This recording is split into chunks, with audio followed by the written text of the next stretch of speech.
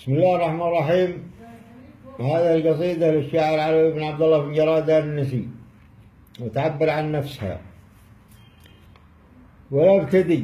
أبتدي وانتهي باسم العزيز الرحيم، ربي يدعيه واسجد له ولا شرك معه، الكبير القدير اللي بكل شيء عليم، عالم الغيب والمظلوم هو يشفعه. والله اني عرفت المملكة من قديم، جيتها قبل عام 404، عام 90 هجرية وقدني مقيم، والسمت والله اني عارف مصنعه، قبل تبنى العزيزية وقبل النسيم، واني اعرف طريق خريص وسري معه، وان بغيت الجنوب رجع الحوض التميم، ساير العارض المنقاد لين اقطعه، واشهد اني عرفت حريم له القصيم، واشهد اني عرفت الرس والمجمعه، واحترم دولة ابن سعود ما انا غشيم، والقوانين ما تعديتها المشرعه، لا حرامي ولا قاتل ولا انا زعيم، للعصابات ذي ما حصلت تنتعه، شايب شاعر في كل وادي يهيم، ان هداه الله الغاوون ما تتبعه، جيت دور لستر الله ورزق كريم، واعترضني بدربي عكس ما توقعه، القضاء والقدر من عند حاكم حكيم،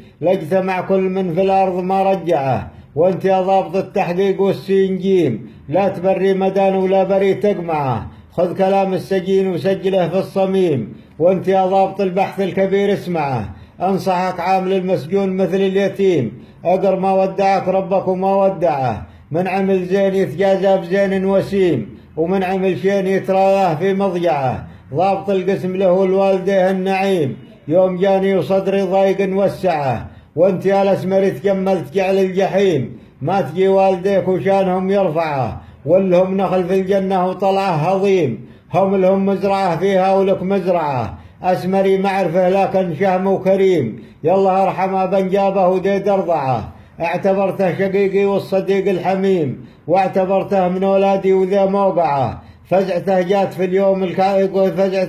اليوم الصعيب الكظيم، عالجتني وطابت كبدي الموجعة، يوم كلمت مبروك الصغير الفطيم، يقول ريح القلب وطفى ناره المولعة، أفرح العود والجهال ويا الحريم، جعل وصله يصل واصل ولا يقطعه، وانت يا ضابط التشميس تشميس جعل النعيم، مسكن امك وابوك وخيرهم وسعه، سلموا لي على ابو شيبه المستقيم، ان وجدتوه وان قد راح ربي معه، دعوة صادقه من قلب صادق سليم، قالها يعلم الله انها تنفعه.